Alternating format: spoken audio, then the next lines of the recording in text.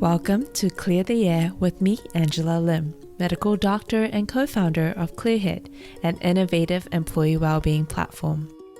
Clear the Air is a podcast covering those experiences in your life or questions you have that you feel too vulnerable to share with those around you, such as, why do I feel so lonely? And what can I do to feel happier? We get real and raw on these existential questions on mental health and well-being that's puzzled humans for millennia, sharing the science behind what you're experiencing and the answers behind those questions.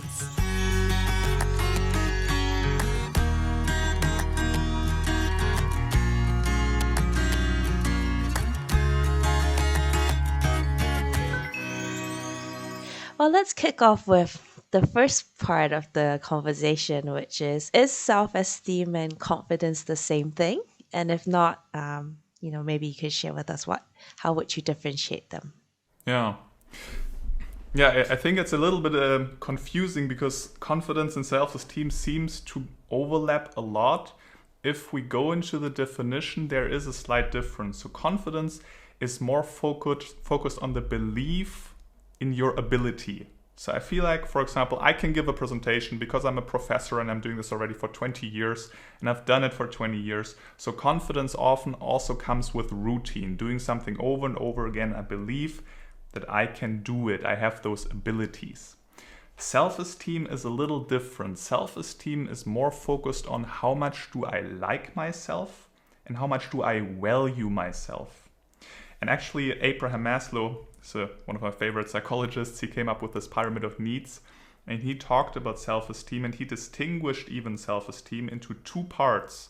There is the self part, so how much do I feel like I genuinely accomplish things in life and I authentically grow?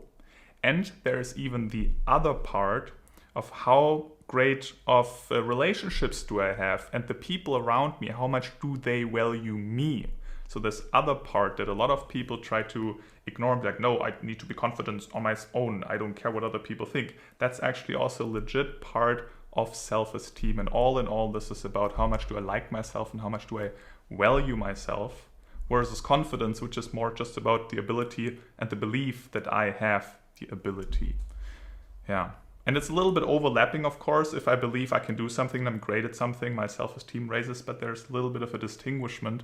And to be honest, I am myself not yet fully happy with this definition. And psychology is just around 100 years old. And I think over the next decades, and I hope we come up with even a clearer and better understanding of self-esteem and confidence and how this works and intermingles. But I'm happy to share what psychologists figured out the last 100 years already today.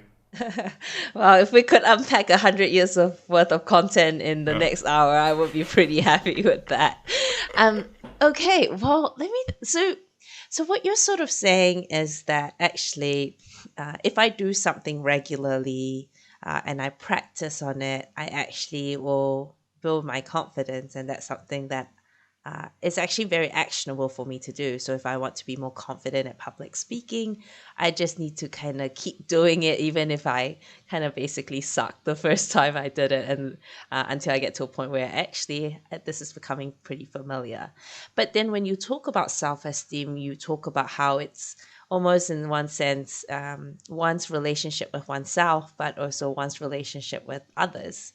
And so can we, I guess, build self-esteem without other people's opinion of us? And what I mean by that is, I grew up in Asia and there is so much that is associated with what job do you have? What car are you driving? What home do you have you bought? And so it'd be good to understand from your perspective in today's society where we're constantly having to keep up with others and we're using social media as a false sense of benchmarking our success in life. How do we kind of make sure we build healthy self-esteem that's not driven by other people's extrinsic validation and actually really coming back to what will matter to us and what will allow us long-term, more sustainable happiness? Yeah, I think that's the golden question of self-esteem. How to make ourselves a bit more independent of everybody else. Especially in Asia, as you said, there's this huge social pressure as well. first of all, I don't need to say, our brain is a product of millions of years of evolution, and humans are not made to live on their own. We've always been in tribes, and then thinking about, hey, if I'm going to be rude, they're not gonna like me, maybe they're gonna kick me out of the tribe, I have to survive on my own, that's probably not gonna work, so I'm probably gonna die. So it is important what other people think of you, and if you fully don't care about it, you're basically a narcissist or a psychopath. So you wanted to a degree care of other people, and even also Abraham Maslow said, it doesn't matter how much you're developed, how self-actualized you are, you're not immune against the opinions of people that you really care about. So that's to a degree important to know, but I get your point. If people overly worry about others, then it becomes a little bit unhealthy and you overly worry what other people think of you. And what's interesting is, even here in Western society, in Europe, I have a lot of clients where they also have the self-esteem very much based on others, and they do a lot of comparison. And when we go back into the childhood, what we often notice is that their parents have been overly critical and always judging, and they always noticed, I need to more focus my attention not inwards of what I want, but more outwards, check whether my parents still like it, whether other people still like it, because if not, then they maybe not gonna love me or whatever. So it's basically been a survival strategy, and then over the years people are adulting and then still focus on the outside and what do other people think and want. And then, for example, the strategy kicks in of, oh, maybe I just need a good car, maybe I just need a prestigious job, maybe I just need to be successful. And all they're trying to do is actually get recognition of others and actually feel like I am good enough. That's what they want. And though it's often a strategy that is not really working because you're just in this hamster wheel running faster and faster until you're maybe even having a burnout. And I think a crucial point to build this healthy self-esteem is to understand that this strategy is probably not working. And the strategy of, for example, getting a nice car or a nice job, what is behind? That's the core question. And behind that is probably, I want recognition. And what is behind recognition? If you look even deeper, it is probably just love. I just want to be loved. I just want to feel like I'm fine and people actually appreciate me the way I am. And then the question is a nice car making actually people love me? Probably not. Probably even some people will hate me for that because they're jealous, and then they get the exact opposite they actually wanted to. And I think that's an important point. Well, let's explore that a little bit, because really what you're saying here is that the fundamental roots to healthy self-esteem fundamentally boils down to wanting to get to a point where I can look myself in the mirror and I can say I am enough. I am enough without my job title. I am enough without my fancy car. And that everything that we've done and chased extrinsically is to find love, whether from others, but if we can start with finding love and giving love from ourselves, that's really important. You talk a lot about, obviously, the unsuccessful strategies that we chase to be happy and fulfilled, and probably not lonely. So maybe if we could share a little bit about what are the strategies that works, that would be really helpful. Yeah, of course. So a lot of clients I noticed who come to me then are just trying to just steer their thought in a different direction. I feel like I'm unhappy or I'm having a low self-esteem. Let's just say I'm happy. I just pretend I'm having a high self-esteem.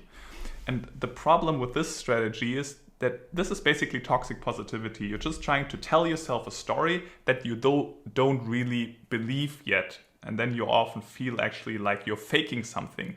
And then if people start liking you, you feel like a fake and they don't truly like you. And then this also becomes all a problem. So a couple of strategies, and I always like talking with people one-on-one because then we can figure out what is actually helpful for you. If I would answer this on a big picture level, I would like to go back to the definition of self-esteem. So there's this self part, and the self part, again, is responsible for you genuinely accomplishing and authentically growing. And authentic growth means that you're doing something that you truly value. You feel like, yes, this job is meaningful. I like that. I like those people. I like working here. This is according to my really values. And working towards that, going in this direction, doing the type of things that you like, and really getting to know yourself a bit more. What do I want? Not what others want, but what do I want? And let me do that. And let me see that I'm getting better. Even with people who tend to be depressed, sometimes what really helps is to just give them social skills, learn with them how to connect with others, build connections, and actually learning social skills and how to communicate helps people to feel more connected and get out of depression. That's sometimes also helpful. So basically improve with communicating and also with what you truly like and go for that. The other part is the part of self-esteem which is connected to what other people want and how other people like you and how you like the relationships and how you perceive those relationships. So here I guess it's very simple and very this generic self-help advice, but surround yourself with the right people. If there are some people that are toxic for you, or afterwards when you socialize you feel like, yeah, I just kind of filled my time, but that's it, those are probably not the right people you should hang around with. Hang around with the people you feel like you have a genuine connection, you feel like they actually love you, you love them, and that's how you also learn, hey, I am actually love worthy. I'm not just constantly getting criticized, or people are not constantly making jokes about me, because I'm hanging around with the people that I actually like, that like me as well, and I feel I am valuable, and this strengthens my belief and my feeling of, yes, I am worthy, and I'm actually having a healthy self-esteem. Yeah, those are two broad strategies. Those are very practical things that we can do, right? So if you like playing chess, and you feel, going through school that was too geeky, and but actually that's what you love, and you hit that part of yourself. I think a lot of that personal growth that you talked about is actually getting to a point where you can actually unashamedly say, hey, for whatever weird reason, I just really like this thing. I want to do more of it, and I want to spend time with people who like doing this with me. And I think a lot of that journey as we get older and when we start to um, index less about what other people think about us is to get into that point where we can start doing more of what we actually like. And as we do that, we meet more of those people that genuinely enjoy spending time with us, and then we build that perspective that we are actually likable, as you said, and that we are enough as we are. And I think that sometimes there is this misunderstanding that actually um, that that's not how you get to being confident and self-esteem. That what gets you there is if you're rich, if you're famous, if you lots of so-called public adoration of celebrity. And we see that again as we sort of see with some of the younger generation. A lot of the way they use social media is a way of seeking as much external validation as possible. How many followers do I have? And so you've worked with some very successful entrepreneurs who, like you said, make millions of dollars, and they still have the same issues that the everyday employee might have around feeling confident at work and feeling good about themselves. Maybe can you share a little bit about what you've learned working with some of these clients, and what sort of the universal challenges that we all face, regardless of whether we're rich and famous or not? Yeah, I think a lot of those people have put all their eggs in one basket, and they thought, okay, let's just run the business. Let's just make it successful. Let's just work on this 80 hours a week, and let's just go all out. And then when you have all that, when you have the money, when you have the successful business, and you actually rationally think this is finally proof that I made it and I'm good enough, though you notice, as we said in the beginning, it is the wrong strategy because all you want is love, but now you have a couple of lawsuits because you're so successful and other companies are trying to sue you and whatever. That's like business, that's how it works. And you feel like, hey, nobody like really just gives me all the love that I want. I'm just having a business. And the problem is, if you put all the basket into this bet, being successful is making me happy, and then you notice that's not true, then you feel helpless. You feel like I did all I thought I should, but I'm not there yet. And then this term learned helplessness kicks in from psychology, that you feel like you don't have any other strategy, you don't know what to do, but you're miserable, but you did all you thought you could. And this term learned helplessness is actually connected to depression. People who are depressed have this feeling of I'm helpless. I've been out with people, I still feel shitty. I've done all that, I still don't feel better. I don't know what to do. And this is also making you unmotivated. And this is often what those people face. They face basically an existential crisis of this is my life, but I learned it's not helpful, but I don't know what else to do. And then you're fully confused. You're not motivated to keep going that way as you did the last years, but you also don't know what else to do.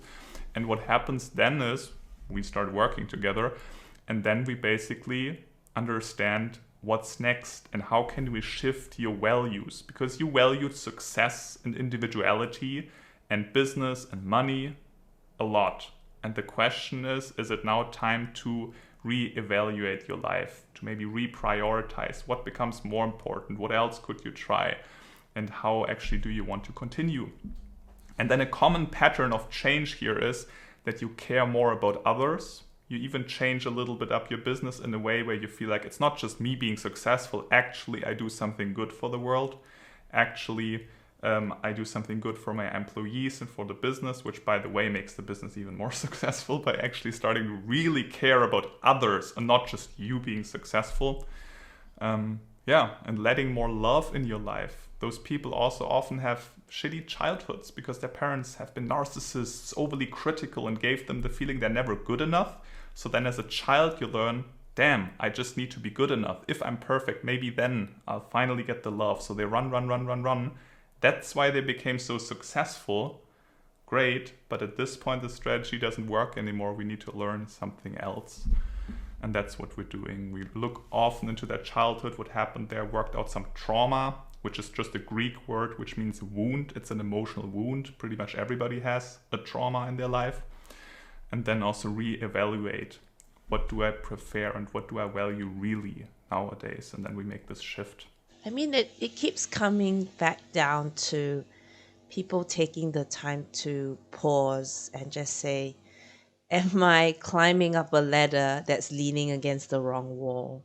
And actually, how do let's if we simulate this a little bit, Marco, I've come to you and I realized that I've spent my whole life chasing things that actually I think will give me love and but actually doesn't. So how do you help people take the first exercise around figuring out what actually are the things that they value? What are there common questions that you ask your clients when they first come to you to help them figure out whether they are actually doing the things that they care about rather than what they think other people want them to do? Yeah, let me think. So the one thing that you said, actually, I love this quote, climbing up a ladder and then noticing you leaned it against the wrong wall. I think to a degree it's right. In this aspect, though, I'm really also emphasizing that this strategy and what they did the last years, they didn't do that for nothing. I think this was a very important lesson that they learned and they had to learn. Very important phase. It's not wrong. Just because they don't value this nowadays anymore doesn't mean that they actually authentically valued running their own business, being self-employed, becoming successful.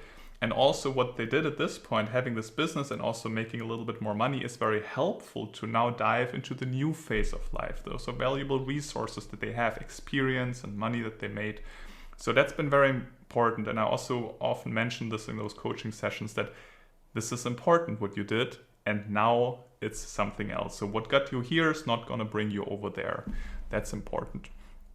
Also, in the beginning, what we spend a lot of time with is simply asking ourselves, what do you want? So let's imagine we're working together now for 2 months. And at the end of those 2 months, you said, Marco, this was amazing. What needs to happen in those 2 months that you're saying this was great? What do we need to do? What's the goal? I think that's a very important thing. Is also in coaching, coaches often feel pressure and be like, yes, I need to come up with a solution. So let's just talk solutions. But we first of all need to understand a little bit what is going on. What do you want? And even when you ask about exercises, I often let people draw out a so-called genogram where they simply draw out their parents, their grandma, their family, and then we talk about how they grew up. How did your mother raise you? How did your father raise you? We talk about that. And then if we notice, oh, there you have a conflict with your father because he's a narcissist, you've never been good enough, then we talk a little bit more about that. Often people cry, a lot of tears come out, a lot of anger suddenly. In the beginning they say, that's just my dad, he just is like that. That's the way he is. And then you notice, no, actually I felt hurt. Then you feel anger, and all those emotions, those suddenly come out. And this is also often something we talk about, which is very helpful to let go of this and feel more compassionate to yourself. One of the things that you've talked about is in many ways accepting, right? Like there's no point beating yourself up for the choices you have made, but actually let's just accept that we are where we are now.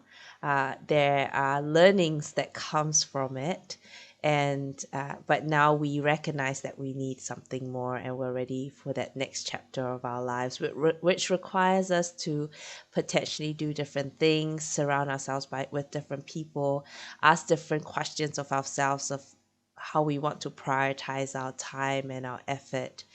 And but all of that sounds, I don't know, it sounds really hard. It sounds like I have to invest and make a lot of changes. Are there simple things that I can start with that get me ready to even be on this journey? Are there regular things that I could? You talked about, actually, your book is on building habits. Are there habits that I can build that gets me ready to take this big piece of work that I feel like I'm going to, in some ways change my life, most likely for the better, but feels like a lot to invest in, and maybe I want to just start somewhere small. Maybe you can talk through what we can do from that perspective. Emotions usually just want to be there. Except from anger. Anger still wants to do something, but other emotions usually just want to be there. So the first step really is awareness, becoming aware of your thoughts, becoming aware of your emotions, and noticing them. Even if you notice, oh, I'm criticizing myself now. Don't criticize yourself for criticizing yourself. Just notice it and be like, okay, I'm criticizing myself again. And also become aware of why this is. True, because my parents always criticized me. Now I'm criticizing myself to anticipate it and already change it so my parents won't criticize me. So it was a helpful strategy to protect me from criticism, so I criticize myself first. That's why I'm overly criticizing. Okay, and by understanding why things are, you often become more compassionate and see it as it is, and then you can start working. And this process is already 50% really. If you notice why this is and that it is, you're doing really fine. So journaling, going for a walk on your own, even though it feels like there's nothingness, just go for a walk without listening to a podcast. Just leave some space and emptiness and see what's coming up. Those are practical points.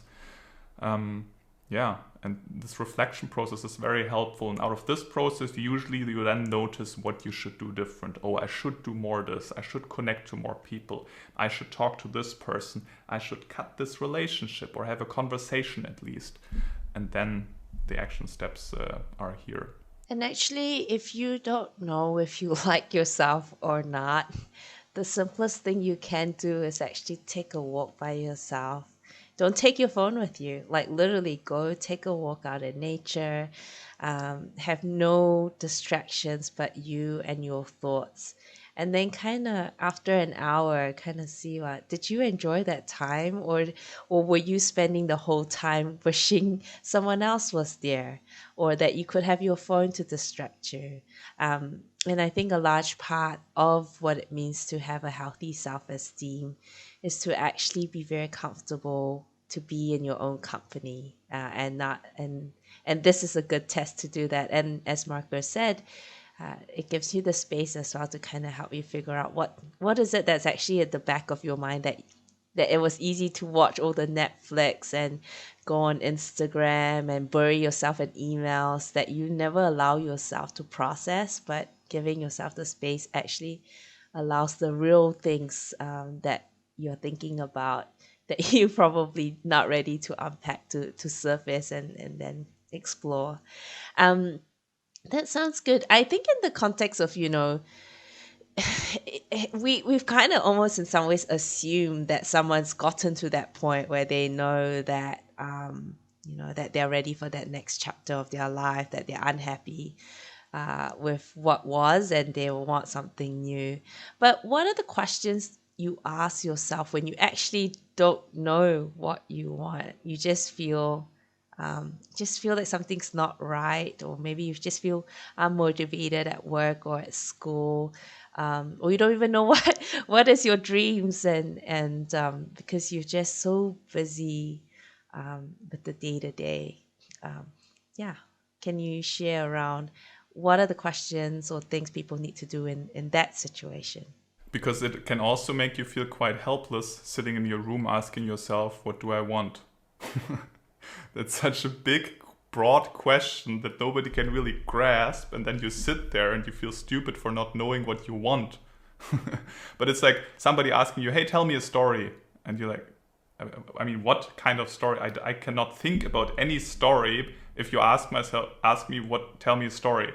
But if you tell me, hey, tell me a story from you being in 5th grade in high school with your teacher, then suddenly you're like, yeah, there was actually this moment when I gave this presentation and he said this and this and that. Then you suddenly can come up with answers. And it's just a more specific niche question.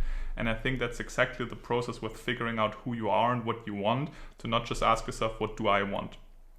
And actually go a little deeper and ask yourself a bit more specific questions. For example, what did I enjoy when I was like 5 to 10 years old? What did I enjoy when I was like 10 to 15? What did I enjoy when I was studying or when I started working? What did I enjoy back then? Okay. Or what have been moments in life when I had this flow state where I forgot about time and space and I was just fully in the project? Yeah, I remember in 5th grade in high school, I prepared this presentation. I was so in the flow. Awesome. I love presentations. Maybe I should start a YouTube channel. Oh, that's, for example, an example from my life. So ask yourself a couple of deeper questions, and you being confused to not knowing what you want, if you ask yourself the question, what do I want? That's normal. That makes sense. I actually, even with my clients, I have a little program where they run through 8 questions to figure out their values. So we don't just sit down and be like, what are your values? No, there's like 8 questions hitting it from different angles to then come up with a custom list. Because if you just sit there, what are my values? You're also overwhelmed. You don't know what to do. You feel disencouraged. You feel helpless. You feel unmotivated. And that's not going to help you for the process of moving forward. The first question actually is a very broad question. It's just simply, what do I value the most in life? That's the broadest question, yes, but it also helps people to just catch the first ideas they have that are very close by. That's the very broad question. And then we move onward to more specific questions. I think the second question is, if you imagine you would live for 100 years, but you could live all over again, and you have all the success and money, like you'll be fine. How would you design your life? That's the second question. Still rather broad, but then we go more and more specific. And by then going in those specific areas and hitting it from different angles, and then there is some overlap in the answers that you have, then you can probably be certain there is probably some truth to that. And of course, there is a tool that Clearhead has built that helps you figure out what are your values and how can you better align what you're doing in your life to that. It is fundamentally a very core operating system. If you know and deeply understand your values, you actually will feel less out of control of your life, because you actually can understand what are both your conscious and unconscious behaviors, and you can mitigate that, and then you can actually be very deliberate about seeking more of the things in your life, the people in your life that fulfills that value, and you will feel this sense of control and autonomy in the context that actually a lot of life is not controllable. And that makes the journey a little bit more fun. And, it sounds good in the sense that we can do all these things, right? But tell me the truth. How long does it actually take before you start to see positive changes in your self-esteem and your confidence by asking those questions, by, surrounding yourself with the people that you want to be around?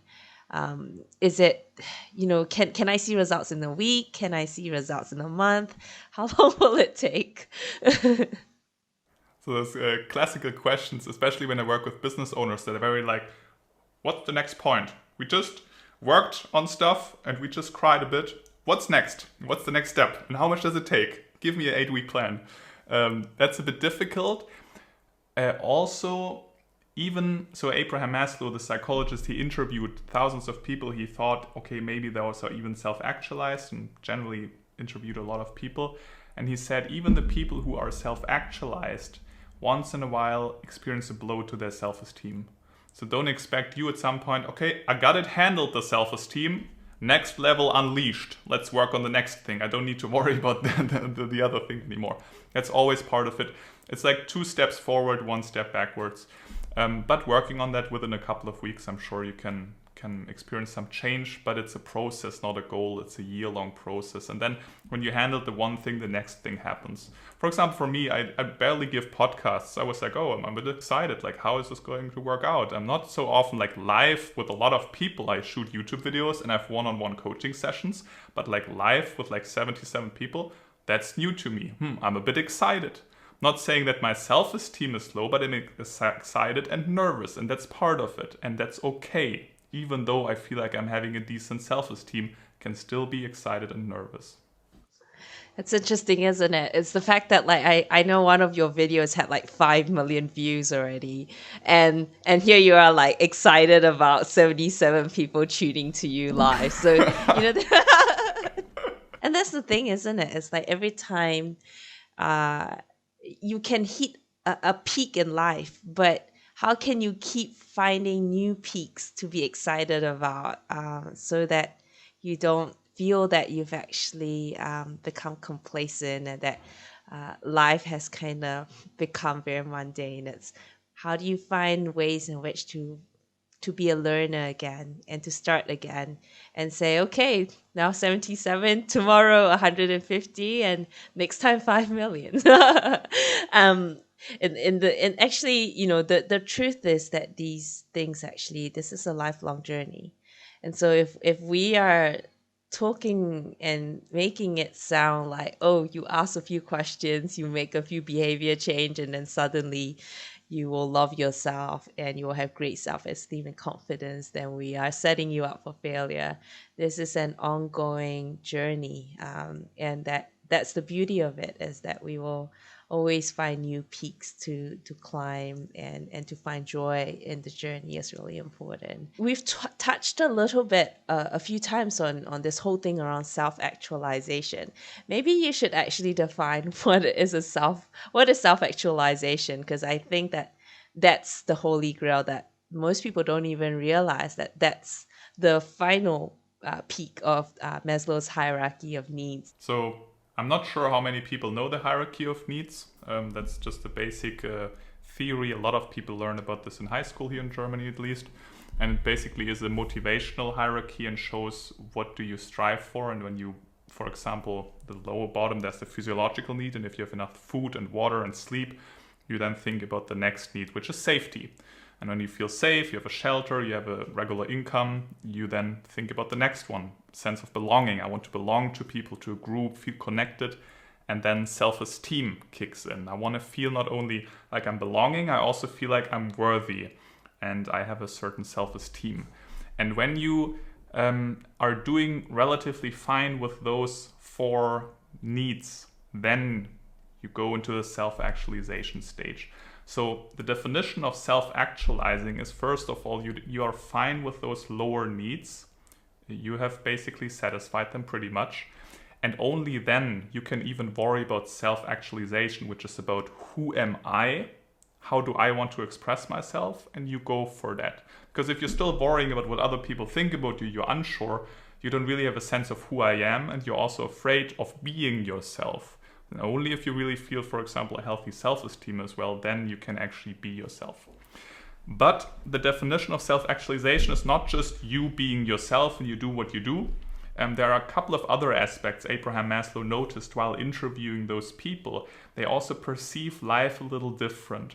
For example, they don't experience jealousy when they talk to somebody else. Jealousy is more something you being a bit insecure because you notice if somebody else is more successful, I am less successful. Does that mean I'm less worthy? And then people struggle with their self-esteem. But if you're fully having a healthy self-esteem, you're actualizing, you're actually fine with somebody else being even more successful. You even wish them well. You're even happy for them. You're even getting inspired. So being self-actualized also means that you perceive life a little bit different. There's no zero-sum game. You like giving. You also notice that a lot of paradoxes in your life that you thought before are black and white actually are the same. For example, being selfless and selfish. Self-actualizers notice when I'm most selfless, when I'm giving the most, actually I feel the best. It's actually the most selfish thing I can do is to help people, to give out content, and to provide the world with a purpose and with something that I think is valuable. That actually is most selfish, and not just looking on myself and see that I have enough money and whatever. And that goes on, and there are a lot of characteristics. Abraham Maslow, you can Google that. There are even 16 characteristics he came up with. Even with humor, people don't make a humor on the cost of others. They don't put others down. This is what people do with low self-esteem, because if you put others down, you appear higher. So you have, again, a higher self-esteem, which is but not based on a healthy self-esteem. Self-actualizers don't do this. They love to laugh about themselves, or even making a joke, which is though not at the cost of others. It's actually a very loving kind of humor. Yeah, and the list goes on and on. So you perceive life a bit different. You're feeling more full of love. You can be more yourself and actually express yourself more. That's self-actualization. And by the way, he even wrote an article. Nobody knows about that. Everybody knows this pyramid the way it is. He even wrote an article that he noticed after self-actualization is a new stage, which is self-transcendence. And this is more what also Buddhists call when they talk about enlightenment. This is basically self-transcendence here, and that's an interesting approach, by the way, that Maslow noticed. Hey, by fulfilling my desires, I move up and develop, and I can even self-transcend. Buddhists say, no, just sit down, meditate, let go of all the desires, you can self-transcend. Probably there's a truth to both, but it points towards the same direction of human development, which is also a little side note that I want to add here. And I think that's the thing, isn't it? Is that you kind of actually have, I always say, there's no point telling a homeless, hungry person that they need to self-actualize, because they need to start with the basics. But each level helps you have the capacity to unlock the one after that. And so if I'm understanding you correctly, then does that mean that if I have a good self-esteem and it's a healthy self-esteem, then one of the signs that I have unlocked my self-esteem is that I become less jealous of people. I'm so confident and comfortable about who I am. I don't need to put other people down to make myself feel good about myself. What are the other signs that I have achieved a positive self-esteem? Yeah, that's actually an important point that you mentioned, this feeling of comparing myself with others. And there are basically two ways to feel like you're worthy or you are somebody. The one is that you actually, imagine two little kids are building towers. And how do you build the highest tower? Either you're building your tower so great that it's taller than the others, or you just kick off the other tower and then yours appears higher, right? And a lot of people use this second strategy to just criticize people, judge people a lot, say, he's just this way, or he's not great in this way. And then you put other people down, you make a joke about others, and then you appear better. Also, like if you just chat on behind others people's backs in a negative way, it makes you feel so amazing because it seems like you're good and those are bad, and then you feel like you have the self-esteem, but it's very much based on an insecure state because you're just trying to be relatively better than others. And when you have a healthy self-esteem, you don't have that. You don't need others to be less successful or whatever. You're fine with that. You're totally fine. You're even inspired. You're grateful. You even wish others well. That's a big sign of having a healthy self-esteem. And having a healthy self-esteem also is a bit more independent of what other people think. You're still connected to, especially what important people in your life think about you, but you're not overly constantly thinking about what will other people think. It's not so embarrassing if something negative happens. And also you notice failure has nothing to do with you as a person.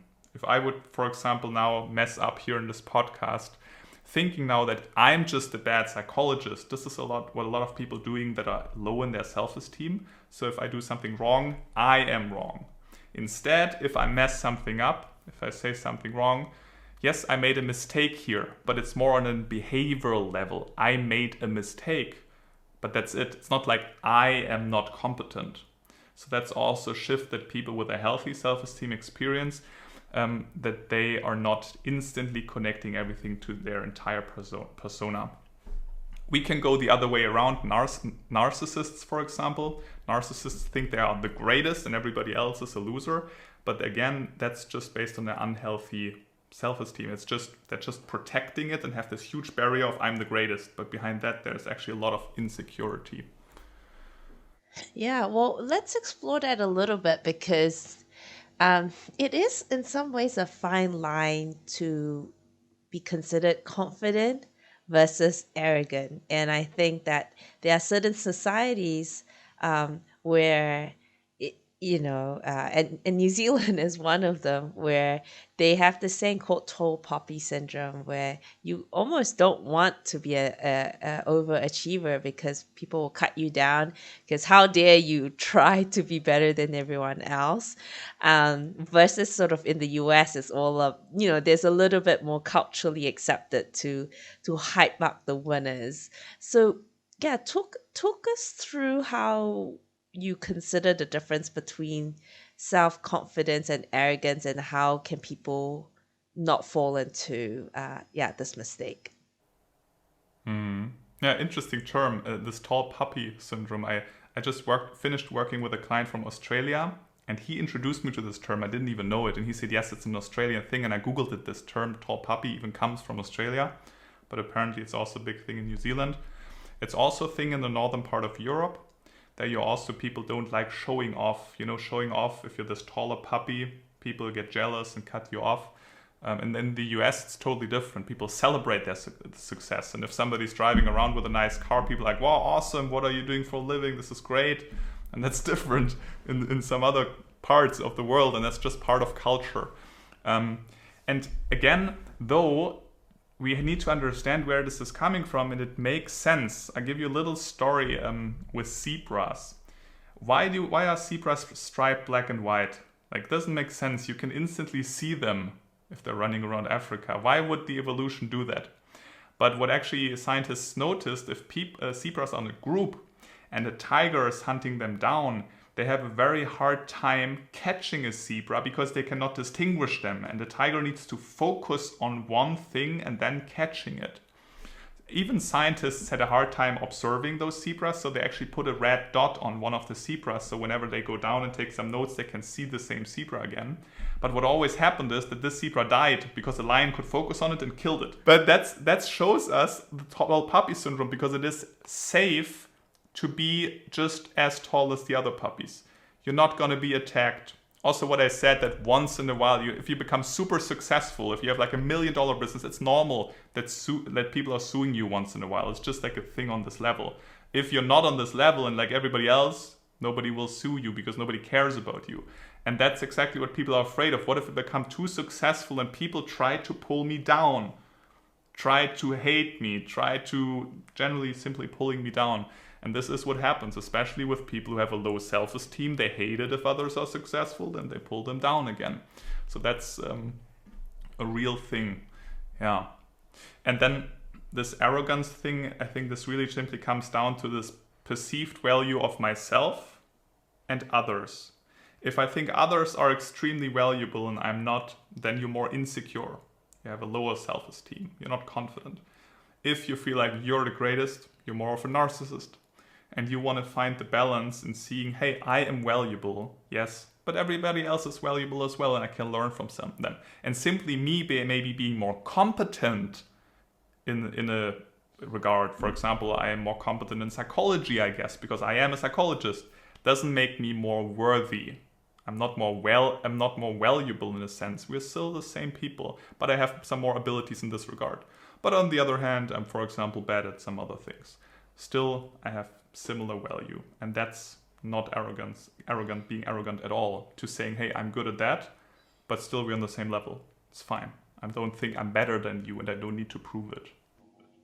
I think the thing that's quite interesting as well is even when you objectively have value, i.e., you're very good at being a psychologist, and all your clients love you, you can still experience something called imposter syndrome, where even though objectively you're doing really well, you don't feel it, and you feel that somebody is going to find out that you're actually faking it, even though you might not be. Can you maybe talk us through the psychology behind imposter syndrome and what we can do about it? So again, I feel like I'm the compassion guy today. I always need to share that first of all, imposter syndrome is normal if you are engaging in a new challenge. If you just get, for example, promoted and you're now in a leadership position, you've never done this before, and you're wondering, hey, am I good enough? Can I do this? I think that's reasonable, and it shows relative health even, because you haven't done this before, and now you're wondering, can I do this? Because I don't know, I haven't done it before. Makes sense, right? So of course you feel a little bit insecure, and then though over time you notice, oh, I notice I can do this, and then your confidence also, and your not maybe necessarily self-esteem, but confidence then raises me, like, yes, I can do that, and that should happen. But if you're stuck in that loop, as you said, like you're doing this already for years, like this example with me, like I'm a psychologist, I coach clients over years, and then after years I would still feel like I'm not good enough or I'm a fraud, and what if people at some point figure it out? Then that's something we can talk about, and that's probably connected to self-esteem.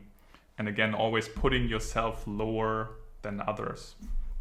And then I would be curious to talk with this person, like, where is this coming from and why is he or she doing this? I guess there is also some positive side to that.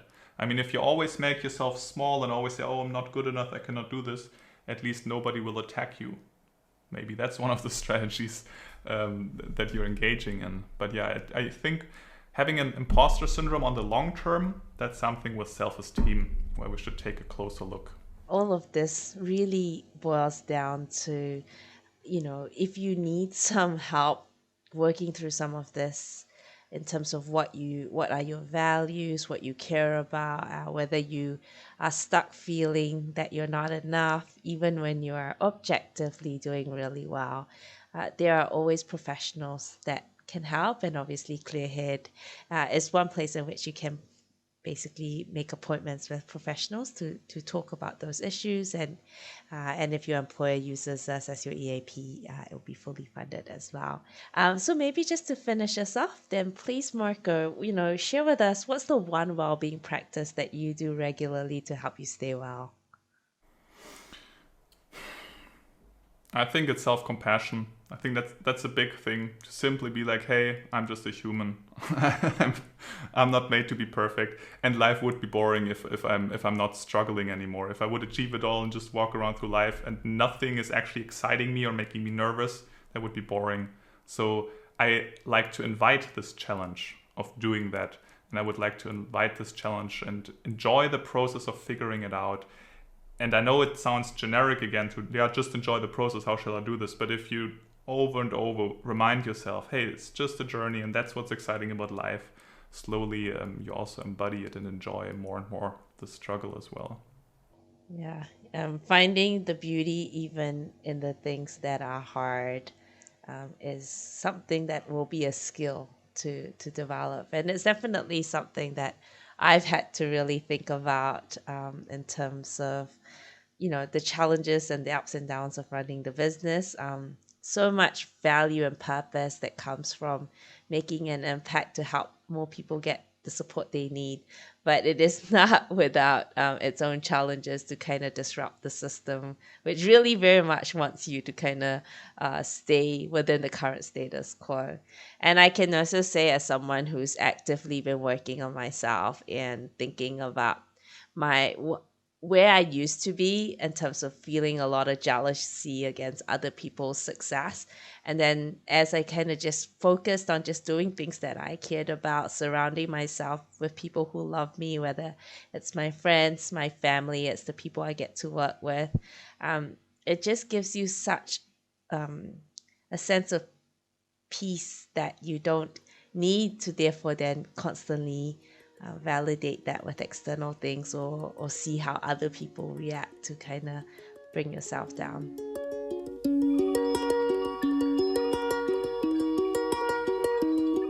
That's it for today's episode. If you want to find out more about us, visit clearhead.org.nz. Love our content? Share it with a friend or leave us a comment on LinkedIn, Instagram, or Facebook.